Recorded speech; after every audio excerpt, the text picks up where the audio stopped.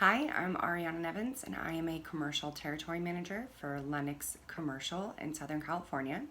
What that means is that I sell heating and air conditioning systems to be installed in office buildings, in gyms, hospitals, Walmart, Home Depot, TJ Maxx, all those commercial buildings, so places that you would go into that are not your home. So the machines that I sell are able to heat and cool those whole buildings and make them comfortable for people to work or shop in. I did never think I would end up in this field. I didn't even really know it existed when I was in college. I went to college for media communications with broadcast journalism in mind and ended up double majoring in political science and journalism with an emphasis in public relations. So I got out of college, was looking for a job, ended up working for a company that did some compliance testing in the energy field in California my last couple years in college. So I worked for them as a sales rep for about 3 years out of college.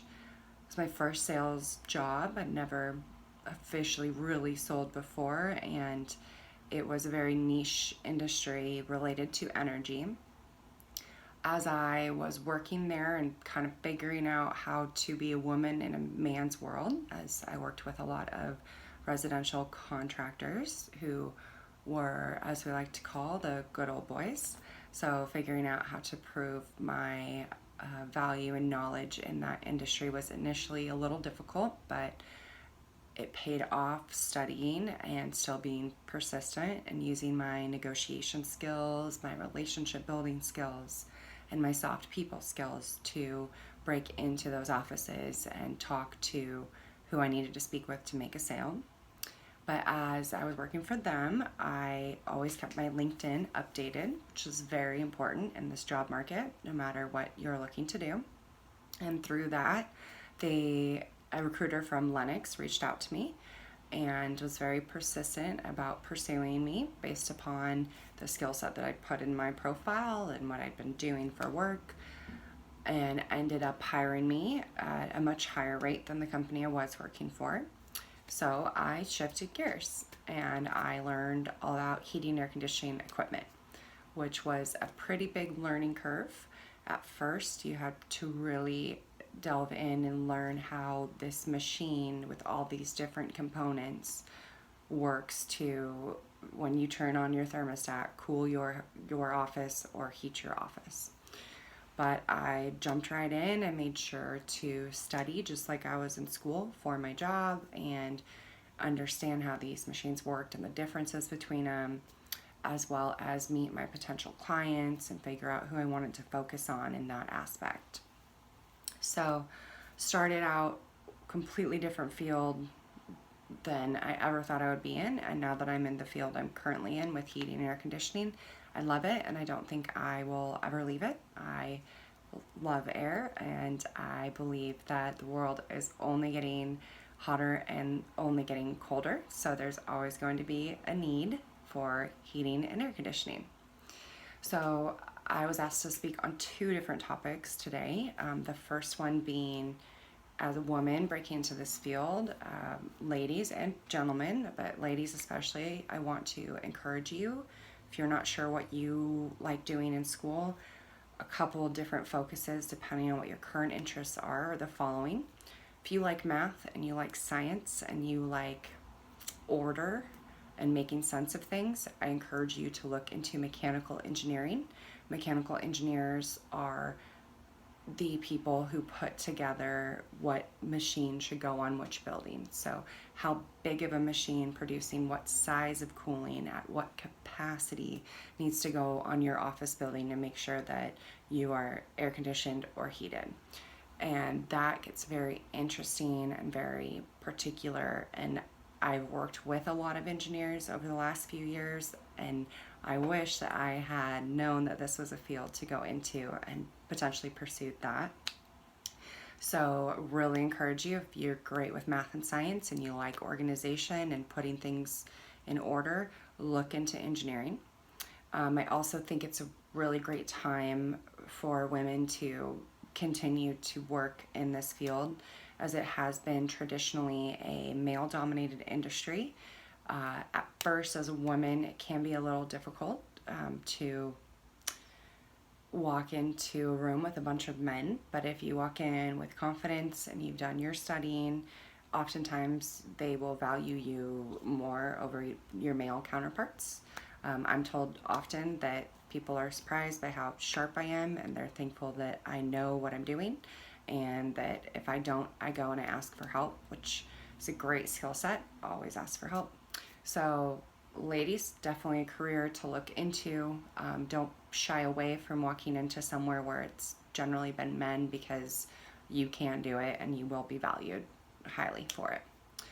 The other topic I was asked to speak on is trade schools and how important I think trade schools are.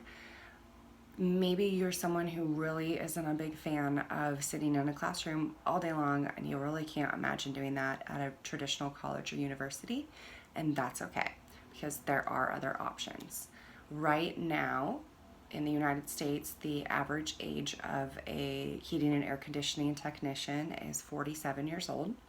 So there is an industry-wide knowledge that in about 10 years, they're going to be at a huge lack of technicians who know what they're doing, because we're not seeing a lot of younger generation go to trade schools.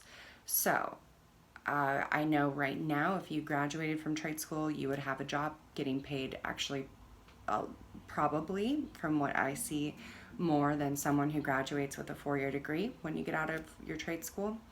If you really like to tinker, you like playing with Legos, you like figuring out the problem with your hands and remembering what happened last time and how to fix that, truly consider a trade school. There's so many different programs that will set you up for success. I know my company picks the top students from trade schools around the nation and gives them even further training, almost like a master's degree in trade, through our Build a Tech program. And they service all of our national accounts, which is Walmart, Home Depot, Lowe's, TJ Maxx, Ross, all these different places. They have that consistent job with benefits, with a 401k, and it's just a field that is really needing young people to go into. So if you don't think the 4-year degree is for you, it's okay. It really isn't for anyone, or I'm sorry, really isn't for everyone, but going into a trade and using those skills would really behoove you to do, based upon the job market and knowing that you will always have a job. So I guess my 3 takeaways are: don't plan on doing what you studied if you do go to college all the time. It's okay to shift gears and find out that you have a passion for something else completely. Number 2, women, look into fields that are traditionally male dominated and do not be afraid to do that. If you're math science oriented, definitely consider mechanical engineering. There's also structural engineering, which is how a building is built to make sure that it doesn't cave in or that it can withstand earthquakes. There's electrical engineering, which is how all the lights work and how all the power goes through the building. There's plumbing engineers who figure out how the pipes, where they need to fit and what space they need to go into. And there's even architects, which do the design of the building and make sure that there's enough space in the ceilings for those pipes and wires and heating and air conditioning systems to fit. So there's so many different paths that are very intriguing if you really like organization and specification. And do not be afraid to go into a male-dominated field, because there will be more women in this industry, and it's up to you to help come join me over there. My 3rd point is trade schools are amazing opportunities for career growth, as well as taking an option for someone who maybe likes to work more with their hands and tinker. This is a wonderful career opportunity for you that will get you through the rest of your life, and you will always have a job, because that in particular is something that can never be taken away by robots. Robots will never be fixing heating and air conditioning machines. That is going to be a human need for the rest of the time we are on this earth. So thank you very much. Feel free to send any questions my way. I would love to open myself up for anything you would like to know. I know this was really broad, so if you have more specifics or you'd like to talk more, feel free to reach out to your teacher, and I'm sure she can get you in touch with me, and I'd be more than happy to help. Keep studying and definitely go do something.